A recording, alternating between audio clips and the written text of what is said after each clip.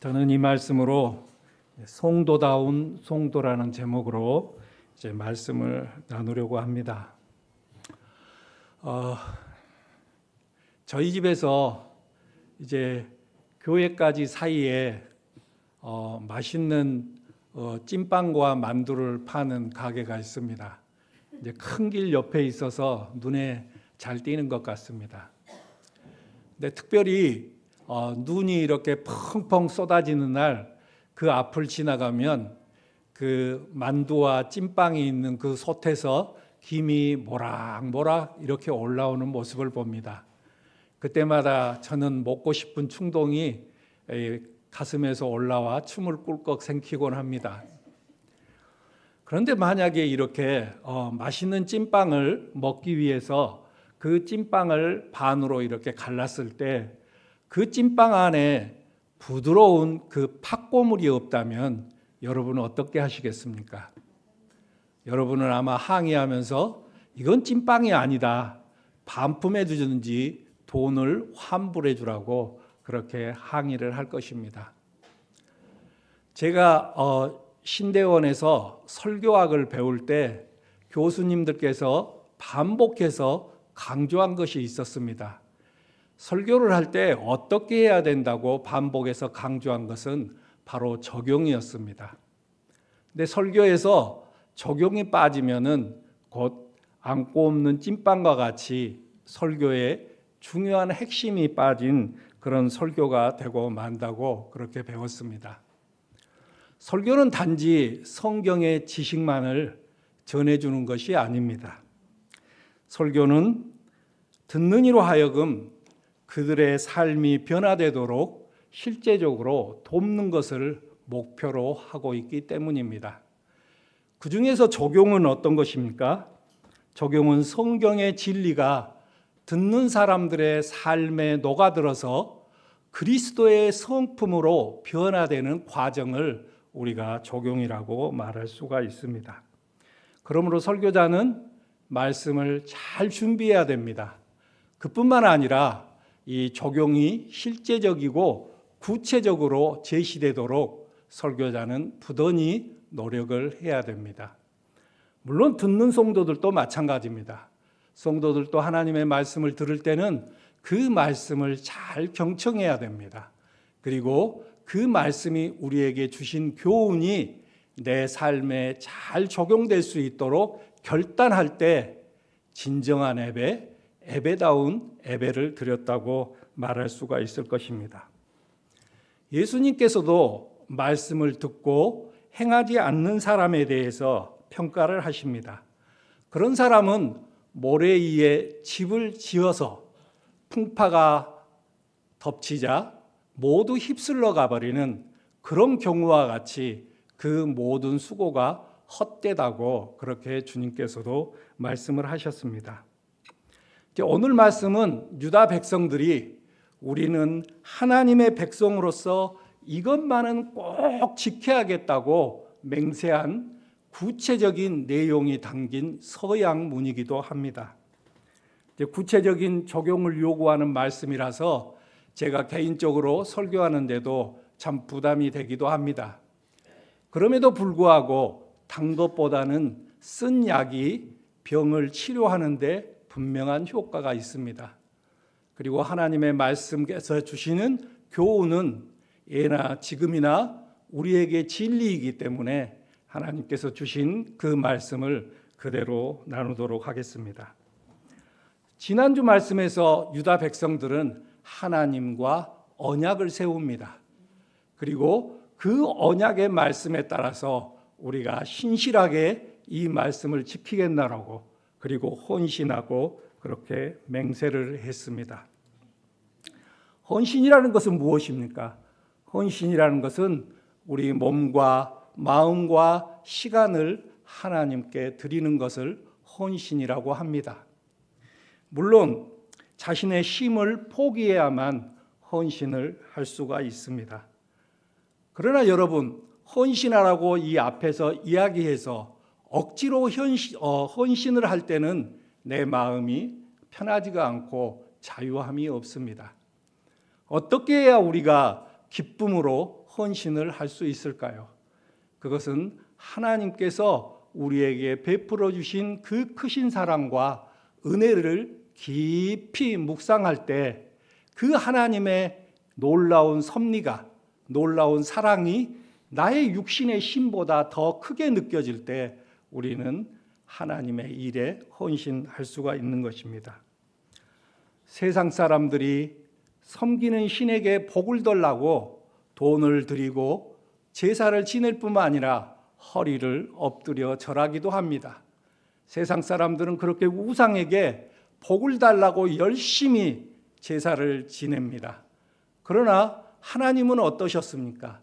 하나님은 우리에게 복을 주시기 위해서 스스로 이 땅에 내려오셔서 자기의 생명을 우리에게 주셨습니다. 우리에게 복 주기 위해서 스스로 제물이 돼서 이 땅에 오신 것입니다.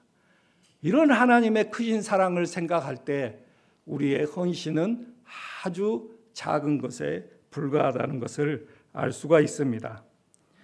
유다 백성들 역시 우리가 9장에서 보면 하나님께서 자기에게 베풀어 주신 그 한없는 사랑, 끝없는 사랑을 묵상하면서 하나님께 자기 자신을 드리겠다고 헌신하겠다고 맹세했던 모습을 우리는 상기할 수가 있습니다. 우리 역시 정말 하나님으로부터 큰 사랑과 은혜를 받은 사람들입니다.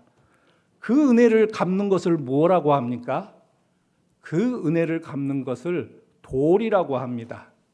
우리가 도리를 다할 때, 하나님으로부터 받은 그 은혜에 대해서 도리를 다할 때 사람들은 성도다운 성도라고 말을 하게 되는 것입니다. 그렇다면 성도다운 성도가 되기 위해서 우리는 무엇을 어떻게 해야 됩니까? 오늘 본문 말씀을 통해서 세 부분으로 나누어서 하나님의 말씀을 나누어 보려고 합니다. 첫 번째로 성도다운 성도가 되기 위해서는 함께 읽어볼까요? 시작. 신앙의 순수성을 회복하는데 헌신하는 성도가 되어야 합니다.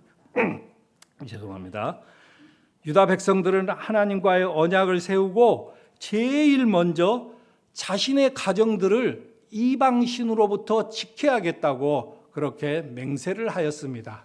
오늘 말씀해 보니까 느헤미야서 10장 30절 말씀해 보니까 우리는 딸을 이 땅의 백성과 결혼시키지 않는다. 우리는 아들을 그들의 딸과 결혼시키지 않는다고 그렇게 맹세를 합니다. 하나님께서 이방 사람들과 결혼을 금지하신 이유는 무엇입니까? 단지 타 민족과의 국제 결혼을 금지시킨 것이 아닙니다. 당시 가나안 땅에 살고 있는 고류민들은 바알신과 아세라신을 섬겼던 사람들입니다. 이들은 이 신들을 섬기는 이 숭배자들은 풍년을 기원하기 위해서 이 바알신과 아세라 신에게 늘 제사를 지내고 제물을 지냈습니다. 그리고 그렇게 제사를 지내고 끝내는 것이 아니라 그 제사를 지낸 후에는 집단적으로 성관계를 맺는 부도덕한 삶을 살았던 것입니다. 그뿐만 아닙니다. 암몬 사람들은 자기네들이 섬기는 몰렉신에게 자기 자녀를 불에 태워서 제물로 드리는 일을 서슴지 않았습니다. 이런 이방인과 결혼을 한다는 것은 이런 신을 숭배하는 우상 숭배자들과 결혼을 한다는 것입니다. 그런데 이런 결혼은 영적으로나 도덕적으로나 우리에게 부정적인 영향을 준다는 것은 불보듯 뻔한 일이 되는 것입니다. 그래서 모세는 어떻게 이야기했습니까? 출애굽한 이스라엘 백성들에게 이방인과의 결혼에 대해서 하나님의 분명한 뜻을 백성들에게 선포하고 그들에게 경고를 했습니다. 신명기 7장 3절로 4절 말씀해 보니까 그들과 혼인관계를 맺어서도 안 됩니다. 당신들 딸을 그들의 아들과 결혼시키지 말고 당신들 아들을 그들의 딸과 결혼시키지도 마십시오.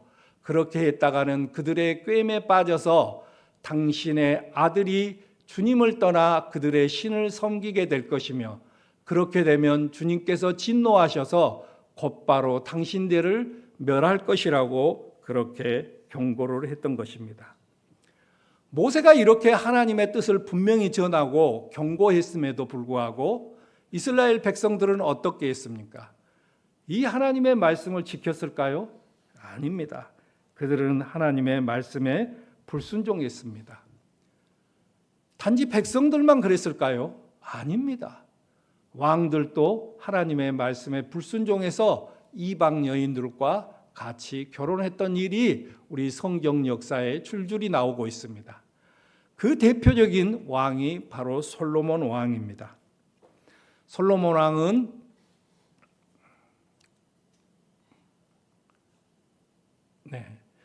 왕은 제가 읽겠습니다. 열왕기상 11장 3절 4절 말씀에 보니까 그는 자그마치 700명의 후궁과 300명의 첩을 두었는데 그 아내들이 그의 마음을 사로잡았다. 솔로몬이 늙으니 그 아내들이 솔로몬을 깨워서 다른 신을 따르게 하였다. 그래서 솔로몬은 자기의 주 하나님께 그의 아버지 다윗만큼 완전하지 못했다고 이야기를 합니다. 솔로몬은 무려 아내를 700명의 후궁과 300명의 첩을 두었는데 그 아내들이 결국은 솔로몬의 마음을 휘어잡아서 솔로몬이 이제 나이가 묵자 그 솔로몬을 깨워서 우상 숭배를 하게 했던 것입니다. 이는 결국 어떤 결과가 나왔습니까? 이스라엘이라는 나라가 두 개의 나라로 나누어지는 결정적인 단초가 되었던 것입니다. 이렇게 이방 사람들과의 결혼은 한 나라의 흥망성쇠를 좌우하는 그런 큰 역할을 할 수도 있다는 것을 성경은 우리에게 가르쳐 주는 것입니다. 하나님이 우리에게 원하시는 것은 무엇입니까? 신앙의 순수성을 유지하는 것입니다. 우리는 이 일에 절대적으로 헌신을 해야 됩니다. 유다 백성들이 그랬던 것처럼 우리는 신앙이 다르거나 맞지 않는, 믿지 않는 사람들과의 결혼을 하지도 말아야 되고 시키지도 말아야 된다는 것을 성경이 우리에게 말씀하고 있는 것입니다. 재혼도 마찬가지입니다. 사도 바울은 재혼에서도 주 안에서 믿는 사람과 재혼을 하라고 그렇게 권면을 하고 있습니다. 이는 성경이 비그리스도인들을 무시하거나 적대하기 때문에 그렇게 재혼을 하지 말라고 금지시킨 것이 아닙니다. 성도들의 가정의 평화와 행복을 위해서 결혼하지 말라고 그렇게 말씀을 하신 것입니다. 같은 신앙을 갖지 않으면 결국은 다툼이 되고 갈등이 생기기 마련입니다. 어떻습니까? 제사 문제와 같은 가정의 중대사를 결정하는 데 있어서도 같은 신앙을 갖지 않으면 거기에서 다툼이 생기고 갈등이 생기는 것을 우리는 우리 주위에서 종종 볼 수가 있습니다. 그뿐만이 아닙니다. 자녀 교육도 마찬가지입니다. 믿지 않는 사람과 결혼을 했을 때 자녀 교육 역시 시험 때가 되는데 됐음에도 불구하고 하나님께 예배드려야 된다는 성도가 있는가 하면 시험 때가 됐으니까 당연히 학원에 가야 한다는 믿지 않는 부모님들의 의견이 서로 충돌된다는 것입니다. 결국 세계관과 가치관이 다른 사람과의 결혼은 인생 목적 자체가 다르기 때문에 결국은 갈등이 생길 수밖에 없는 것입니다. 그래서 하나님께서는 신앙이 다른 사람, 또 믿지 않는 사람과 결혼을 하지도 결혼을 시키지도 말라고 그렇게 말씀을 하신 것입니다. 물론 믿지 않는 사람도 나중에 오히려 더 신실하게 신앙생활을 하는 사람도 있습니다. 저 같은 사람도 제가 믿지 않았을 때 제 아내를 만났고 하나님께서 여기까지 인도해 주신 것도 사실입니다. 그러나 그것이 절대적이지 않다는 것입니다. 오히려 믿지 않는 사람과 결혼해서 믿음에 있는 사람이 믿음을 떠나는 경우가 종종 우리 주변에서 많이 일어나고 있습니다. 믿음이 없는 사람과 이미 결혼한 성도님들은 어쩔 수가 없습니다. 그러나 믿음이 없는 사람과 결혼한 성도님들은 그 믿음이 없는 사람에게 배우자를 정죄하거나 그렇게 믿음을 강요해서는 안 됩니다. 구원은 결코 강요해서 얻을 수 있는 것이 아니기 때문입니다. 믿음이 없는 배우자를 가진 사람은 오히려 배우자와 가족들을 위해서 하나님의 자비하심과 은혜를 간절한 마음으로 더 구해야 합니다. 그리고 하나님을 사랑하듯이 배우자와 가족들을 더 사랑을 해야 됩니다. 왜냐하면 하나님께서는 그 믿음의 사람의 기도와 사랑의 실천으로 하나님께서 은혜를 베풀기 때문입니다. 사랑하는 성도 여러분, 내 가족과 내 배우자가 믿지 않는 사람이 있습니까? 하나님께서 자비를 베풀어 달라고 날마다 기도하고 하나님 사랑하듯이 배우자와 가족들을 더 사랑하면 하나님께서 틀림없이 구원의 은혜를 베풀어 주실 것입니다. 저도 말씀을 준비하면서 개인적으로 걸리는 것이 있었습니다. 저도 제 자녀들에게 늘 믿음의 사람과 결혼해야 된다고 저는 어렸을 때부터 신신당부를 했습니다. 그런데 다행히 우리 큰애는 이제 믿음의 가정에 결혼을 해서 지금도 신앙생활을 잘하고 있습니다. 그런데 우리 둘째 다이는 또 믿지 않는 사람과 결혼을 했지만 그래도 다행히 우리 명훈이가 교회에 종종 나와서 하나님의 말씀을 들으니 그것도 또 감사합니다. 그래서 제가 우리 강민구 목사님께도 부탁했지만은 이제 올해 안에 양육을 통해서 구원받도록 계속적으로 기도하려고 합니다. 또 저희 막내가 있습니다. 근데 저희 막내도 이제 결혼 날짜를 잡았는데 한 1년 정도 지나면 이제 결혼을 하게 됩니다. 그런데 다행히 또 우리 막내는 한동대학교에서 그래도 우리 기독교에 대해서 관심이 있는 그런 친구와 함께 이렇게 결혼을 하기로 약속을 했습니다. 1년여가 남아있기 때문에 저는 계속 기도할 것이고 그리고 제가 가서 직접 이야기를 했습니다. 교회에 다니지 않으면 결혼을 할 수가 없다고 이야기해서 교회에 다니겠다고 그렇게 약속까지 받아왔습니다. 아마 5월 연휴 때 내려올 것 같아서 그때 기도하면서 복음을 전하려고 합니다. 저와 여러분은 성도다운 성도가 되기 위해서 신앙의 순수성을 회복하는 가정과 교회를 만드는 일에 헌신을 해야 됩니다. 저 역시 우리 가정과 교회가 신앙의 순수성을 유지하도록 그렇게 사역을 할 것이며 우리 성도님들도 가정에서 신앙의 순수성을 유지하도록 헌신을 하라고 오늘 말씀하고 있는 것입니다. 이런 헌신은 가정과 교회에 평안과 행복을 가져다 줄 뿐만 아니라 하나님께 영광 돌리는 일이기에 철저히 이방인과의 결혼은 우리가 많이 생각을 하고 할 수 있으면 이방인과의 결혼을 하지도 시키지도 말아야 하는 것입니다. 두 번째로 성도다운 성도가 되기 위해서는 한번 읽어볼까요? 한 목소리로 시작. 주의를 하나님께 온전히 드리는 일에 헌신하는 성도가 되어야 합니다. 네, 주의를 하나님께 온전히 드리는 일에 헌신해야 된다고 그렇게 말씀을 하십니다. 자녀들을 이방 신들과 이방 사람들과 결혼시키지 않겠다고 맹세한 유다 백성들은 안식일에 대한 규범을 지키겠다고 이제 맹세를 합니다.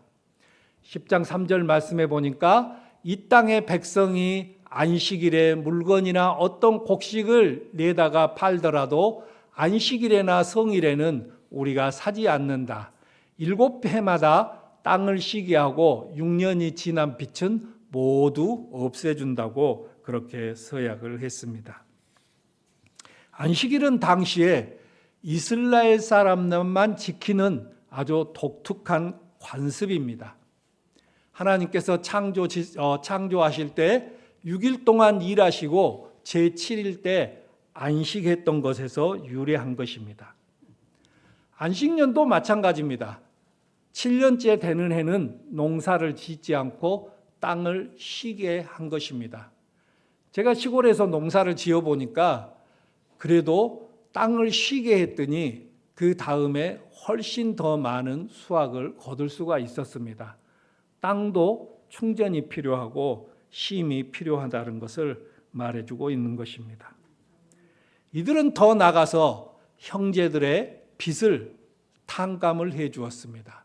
그리하여 이 형제들이 새로운 출발을 할 수 있도록 그렇게 기회를 주었던 것입니다. 이 모든 것들은 하나님께서 자신의 빚을 탕감해 주신 그 하나님의 은혜에 보답하는 길이었습니다. 그뿐만이 아니라 자신들에게 필요한 모든 것을 공급하시는 분이 바로 여호와 하나님이라는 그 믿음을 표현한 것이기도 합니다. 그런데 이스라엘 백성들은 이것들을 잘 지켰을까요? 유감스럽게 안식일을 잘 지키지 못했습니다. 그래서 하나님께서는 선지자를 계속 보내서 안식일을 거룩하게 지키라고 말씀하셨습니다. 그럼에도 불구하고 안식일을 지키지 않으므로 불순종함으로 결국은 다른 나라 포로로 끌려가는 신세가 되고 말았습니다. 하나님께서는 결과적으로 70년 동안 그 땅에 안식을 주는 것이 되고 말았던 것입니다. 이 느헤미야서는 이제 그런 뼈아픈 경험을 한 유다 백성들이 다시 되돌아와서 하나님, 이 뼈아픈 경험을 저희들이 했습니다. 이제는 저희들이 안식일을 철저히 지키겠습니다 하고 맹세를 한 것입니다. 유대인의 유명한 신학자 아브라함 헷셀이라는 사람이 있습니다. 근데 그분이 이렇게 말씀했습니다. 우리가 안식일을 지키는 것이 아니라 안식일이 우리를 지킨다고 이 유대인 신학자는 말씀을 했습니다. 안식일이라는 것은 일을 하지 않는 것이기 때문에 어쩌면 경제적인 원리로 보면 손해를 감수해야 되는 일입니다. 그러나 사실 안식일 그 이면에는 육체적으로 영적으로 재충전하는 그런 의미가 담겨 있습니다. 미래에 우리가 어떻습니까? 안식일에 하나님께서 예배를 통해서 우리 자신을 성찰해보고 미래를 약속하신 하나님의 말씀을 우리가 움켜잡고 소망을 가지고 살아갈 수가 있는 것입니다. 이런 예배를 통해서 또 하나님의 말씀으로 우리가 무장됨을 통해서 예수 그리스도께서 죄의 권세를 이기셨던 것처럼 우리는 날마다 승리의 삶을 살 수가 있는 것입니다. 이 안식일이 없다면 우리의 몸도 마음도 결국 지치게 되고 병들게 될 것입니다. 그래서 헷셀은 그렇게 이야기를 한 것입니다. 안식일이 우리를 지킨다. 이렇게 이야기를 하는 것입니다. 유대인들에게 안식일은 언제였습니까? 금요일 날 해가 질 때부터 토요일 날 해가 질 때까지 유대인들은 안식일을 지냈습니다. 그러나 우리의 안식일은 예수님께서 부활하신 주일이 우리의 안식일입니다. 우리 성도님들은 안식일의 원리를 지키는 것이 매우 중요한 일입니다. 예배를 통해서 내 자신을 되돌아보고 내가 지금 가고 있는 방향이 잘못됐으면 하나님이 원하시는 방법으로 나의 삶의 방향을 조정하는, 교정하는 그런 귀한 시간이기 때문입니다. 사랑하는 성도 여러분, 우리는 안식일을, 주일을 철저히 지킴으로 그것은 하나님께서 우리에게 육체적인 또 영적인 힘을 또 충전을 주는 귀한 것입니다. 이 주일을 철저히 지키는 것은 하나님께서 송도다운 송도로 우리를 만들어 줄 것이며 우리의 그런 모습을 보고 우리 자녀들 역시 부모들의 모습을 보면서 송도다운 송도로 그렇게 빚어지게 될 것입니다. 사랑하는 성도 여러분, 하나님께 주의를 온전히 드리는 그 일에 헌신하기를 주님의 이름으로 축복합니다. 세 번째로 우리 다 함께 읽어보겠습니다. 성도다운 성도가 되기 위해 시작. 교회의 필요에 헌신하는 성도가 되어야 합니다. 네, 교회의 필요에 헌신하는 성도가 되어야 성도다운 성도가 된다고 이야기를 합니다. 이방인들과 결혼하지 않겠다. 그리고 거룩한 주의를 지키겠다고 맹세한 이제 유대인들은 세 번째로 교회를 돌보는데 최선을 다하겠다고 그렇게 맹세를 합니다. 성전을 돌보겠다고 맹세한 그 구절이 32절부터 39절까지 우리가 성전을 돌보겠다는 구체적인 내용이 나옵니다. 그런데 이 구절에 가만히 봤더니 성전이라는 단어가 무려 9번이나 나옵니다. 그리고 헌신한다는 의미로 드린다, 또 넣어둔다, 바친다는 말이 무려 7번이나 나옵니다. 이 말은 어떤 말입니까? 매 구절 구절마다 유다 백성들은 성전에 필요한 모든 것들을 우리가 헌신하겠다고 그렇게 맹세를 하는 것입니다. 유대 사람들은 성전의 필요를 위해 최선을 다해 헌신하겠다고 맹세한 것입니다. 그리고 39절 제일 마지막에 모든 백성들이 함께 맹세를 합니다. 우리 한번 읽어볼까요? 시작. 우리는 우리 하나님의 성전을 아무렇게나 버려두지 않을 것이다. 성전에 대한 사랑과 자신들의 결연한 의지를 천명한 것입니다. 멋지지 않습니까? 우리는 우리 하나님의 성전을 아무렇게나 버려두지 않을 것이다. 저는 정말 이 말씀이 너무나 멋지고 얼마나 성전을 그들이 사랑하고 이 사랑하는 성전을 위해서 자기들이 헌신하겠다고 그 결심을 외치는 소리라고 저는 들었습니다. 우리도 성도다운 성도가 되기 위해서 유대인들처럼 우리는 우리 주님의 교회를 아무렇게나 두지 않을 것이라고 천명을 할 필요가 있습니다. 유대인들이 그랬던 것처럼 우리는 우리 주님의 교회를 아무렇게나 버려두지 않을 것이다. 이렇게 우리가 천명을 할 때 우리가 얼마나 교회를 사랑하는지, 그 사랑하는 교회에 대해서 얼마나 내가 최선을 다해서 헌신하는지 그 고백이 우리의 고백이 되기를 바랍니다. 교회는 하나님의 성전입니다. 또 예수 그리스도의 몸입니다. 그리고 서로 사랑하라고 하나님께서 우리에게 주신 사랑의 공동체이기도 합니다. 우리 교회에 대한 사랑과 열정과 그 의지를 담아서 우리도 한번 외쳐보면 좋겠습니다. 사랑하는 성도 여러분, 우리 교회에 대한 사랑을 담아서 큰 소리로 한번 저와 함께 외치면 좋겠습니다. 제가 먼저 이렇게 선창을 하면 우리 성도님들이 기쁜 마음으로 함께 복창을 해 주시기 바랍니다. 우리는 우리 교회를 아무렇게나 버려두지 않을 것이다. 다시 한번 해보겠습니다. 제가 주님의 교회를 빼서 우리는 우리 주님의 교회를 아무렇게나 버려두지 않을 것이다. 아멘.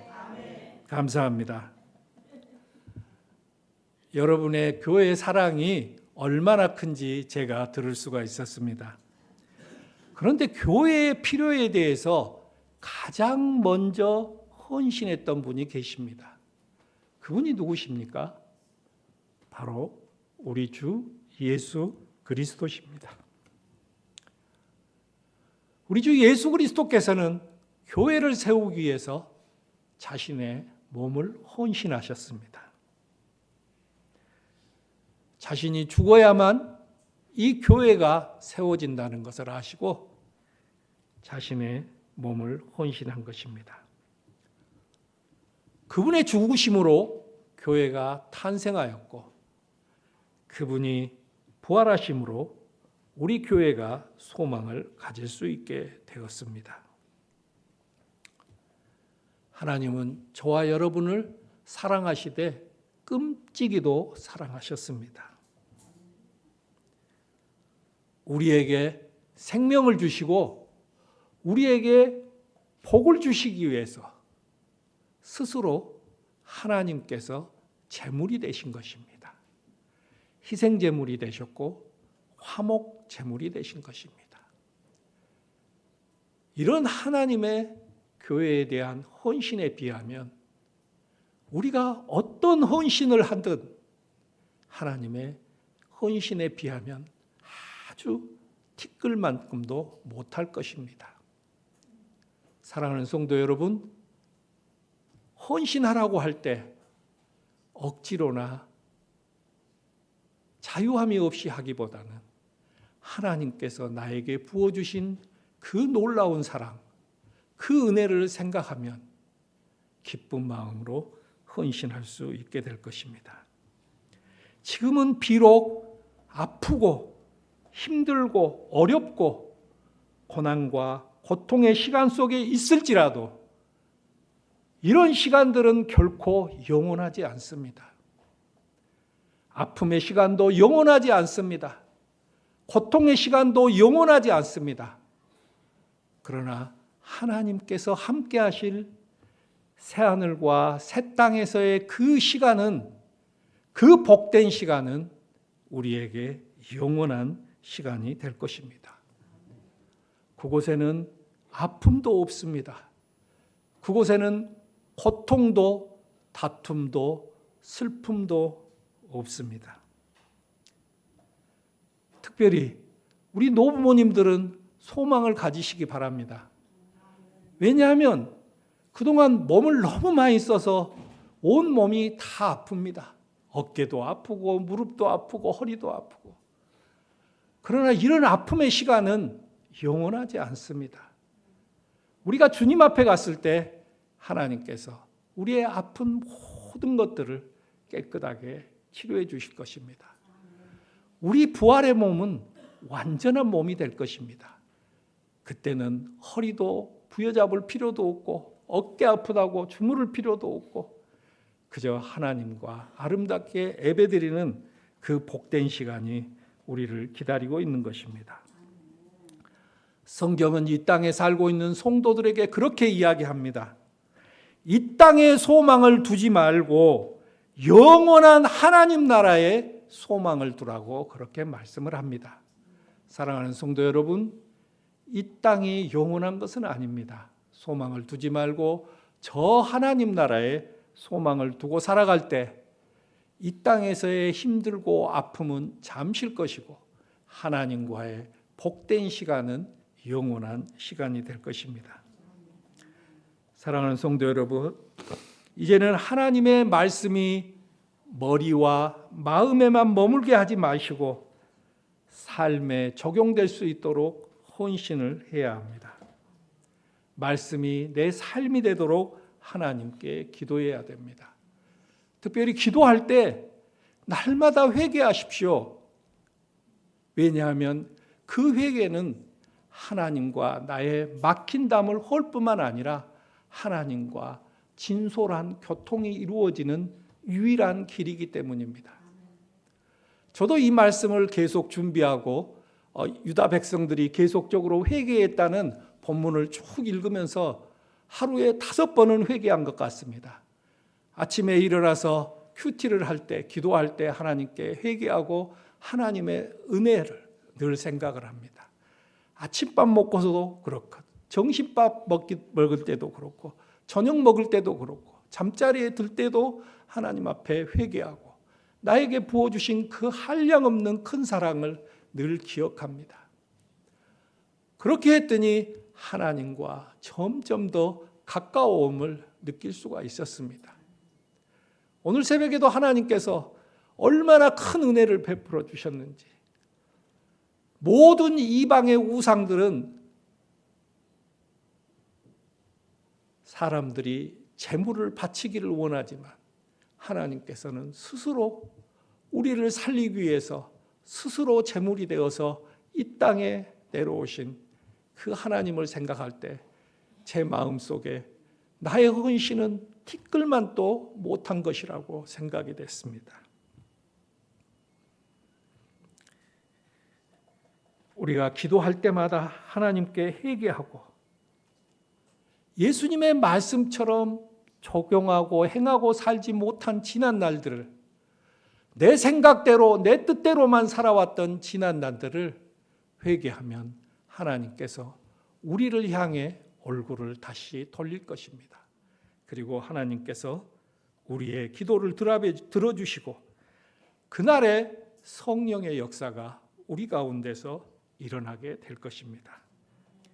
사랑하는 성도 여러분, 성도다운 성도는 신앙의 순수성을 회복하고 예배와 교회의 필요에 헌신하는 성도입니다. 그리고 이런 성도는 하나님으로부터 성도다운 성도라는 그런 이름을 받으며 칭찬의 자리에 서게 될 것입니다. 다 함께 기도하겠습니다.